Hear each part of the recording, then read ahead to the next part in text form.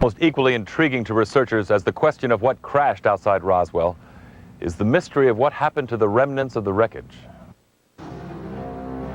After the original carload of debris was taken to Roswell Army Airfield by Jesse Marcel, orders were sent to secure the remaining material at the Foster Ranch.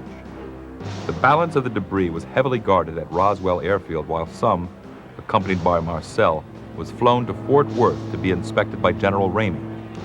It is well documented that Wreckage was sent on to Wright Field, which at the time was the Army's center for top-secret technological research.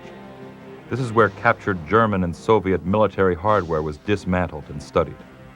Many believe that this was where the initial work was begun to reverse engineer the recovered alien craft.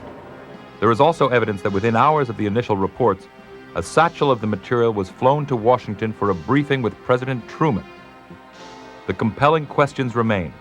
If this was simply a downed weather balloon, as the government claims, then why was the material handled under such high security? And why would a routine recovery require the immediate attention of so many high-ranking officials, including the President of the United States? A new generation has grown up since the Roswell incident. UFO believers flock to see the small town with the intergalactic past. Some of the people you would most expect to be excited about Roswell are the people who call Roswell home. Curiously, many of the town's residents say they've never even heard of the 1947 incident, or that it's of no concern to them. What? And I tell my husband, what is this? And he's from Texas. And he said, well, I've already heard about this years back, and I just never had heard about it till, like I tell you, 2 years ago. I just ignore it in my life. I can't even get on the phone when they say, let me have your address, and I say Roswell, New Mexico, and they just tell me, oh, that's where the UFO landed, you know, just kind of, oh, I guess.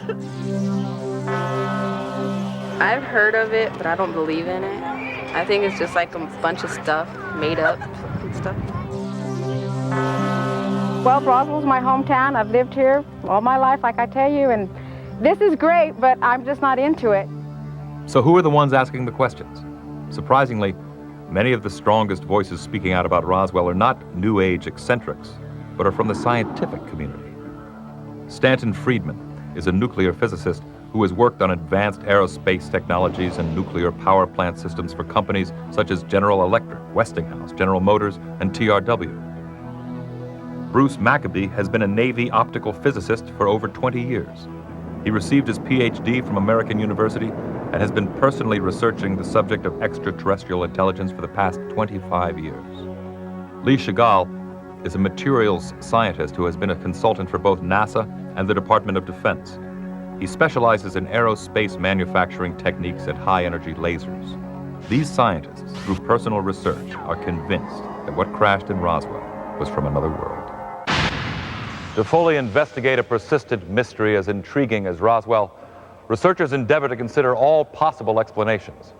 In the case of Roswell, there is still the question of whether the crashed object could have been something other than a UFO.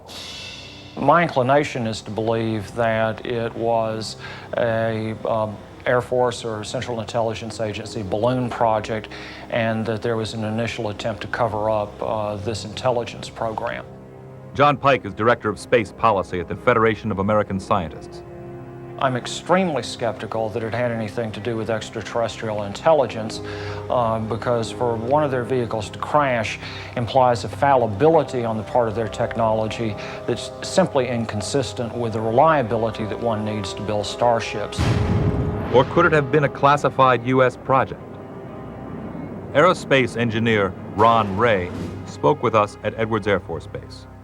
Yeah, the possibility exists back in the 40s that because all this new technology came out of Germany, we had scientists from Germany that either we were testing new advanced concepts to us at the time, these rocket engines, which were brand new to us, or this was some kind of smokescreen, if you will, to hide or to put the Russians off guard, make them think we were further along than we really were. And there's been a history of misinformation on both sides trying to keep each other off guard, and that very likely is one of the possibilities.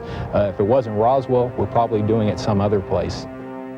But researcher Don Schmidt doesn't agree with either explanation. The debris field, as you'll see in some of the shots, is open pasture. It's visible for miles from the air. In fact, Kevin Rando and I have flown over the site on 2 separate occasions. You can literally see for almost 50 miles. Now, I can assure you that if there was anything that had gone off course, anything that had been lost, that was of top secret nature, they would have found it before anybody. Let's just suppose Los Alamos or White Sands launched some ultra-experimental plane, rocket, or whatever. They'd be out looking for it. Maybe they are, maybe they can't find it. That's happened. Sherman, look around you. What do you see? I mean, what do you see geographically? This place may be remote by car, but not by plane. You'd have to be blind not to spot this from the air. Nobody's found anything because nobody's out looking. And that means this ain't ours. All the explanations that have been offered for the Roswell crash, whether it's a balloon of any kind, a V-2 rocket, airplane accident, experimental aircraft, all of those explanations failed when you started talking to the witnesses and getting the eyewitness testimony and the descriptions of what they had seen. With all that we know about the circumstances of the Roswell case, it's puzzling as to why more people who were here 50 years ago don't come forward now and tell their story. Could it be that those who have been keeping their secrets for all these years are still afraid to talk? There was an element of fear in this whole thing from the beginning. Many that were involved at Roswell, including Frank Joyce, knew the possible dangers right from the start. And he said, our lives will never be the same. That's his exact words. In a small, desolate town, during a much simpler time when business deals were sealed with a handshake, a rancher's word meant everything. The possibility of ridicule resulting from claims of little green men in flying saucers was real. So it's certainly understandable that many residents might not have spoken of the events of early 1947. But why wouldn't those who carried a burning story with them for some 50 years not come forward today? Everything that has to do with UFOs or super technology or extraterrestrials has been placed into an aspect of everybody that believes in that is crazy, that they're all nuts, that they belong in mental institutions, and so the legitimate military and aerospace basically say, well, you know, you belong in a rubber room, or the men in the white coats are going to come and get you. So there's always been a like I said, a laughter curtain, a ridicule that anybody that purports to believe in this or to have seen it or to filmed it or photographed it or researched it is purposely put up to ridicule. One Roswell witness that has asked to remain anonymous explains why he hasn't come forward until now. I have children that could possibly be hurt by this. They're also residents. I also have several legal matters that are pending that some judge might not look favorably upon me if I stand up and tell them that I did definitely know that something crashed out there. But that could be twisted and warped in a court of law, sir. D knew those involved and the ramifications of them having told their stories. I know of people who said they were threatening. I know several of the ranchers in that area were told to stay away from that area, and if they had picked up any of the metal or any of the wreckage as souvenirs to return it, or they'd be prosecuted. If a flying saucer was recovered at Roswell, as many believe, then what happened to it and its crew? Metallurgist and author Lee Chagall spent years working with advanced flight systems and technologies, including NASA's Hubble telescope and the Navy's Super Arbok missile system. Now Chagall is revealing what he believes to be a piece of Roswell crash debris. It's a piece of a vehicle that didn't originate on this planet. Chagall says that the material was given to him by a woman whose father was a pilot stationed at Roswell Army Airfield at the time of the crash. While authenticating her background, Chagall subjected the object to both metallurgic and chemical analysis. We found out that it is made of homogeneous, 100% pure aluminum. You can't get 100% homogeneous pure aluminum.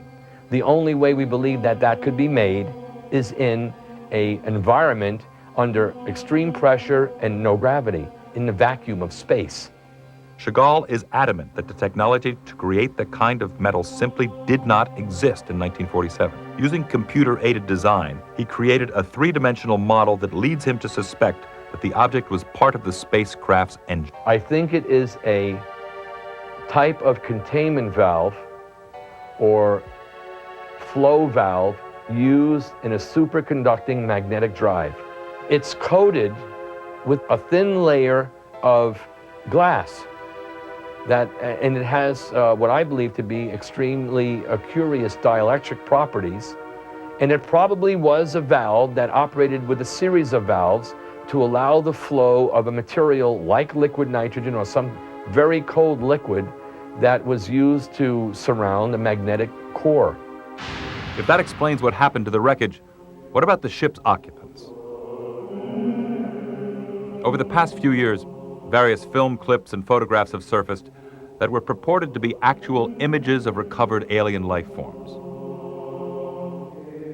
All footage and photos that have come to light have been scrutinized by investigators, and so far, no pictures have been verified as being genuine.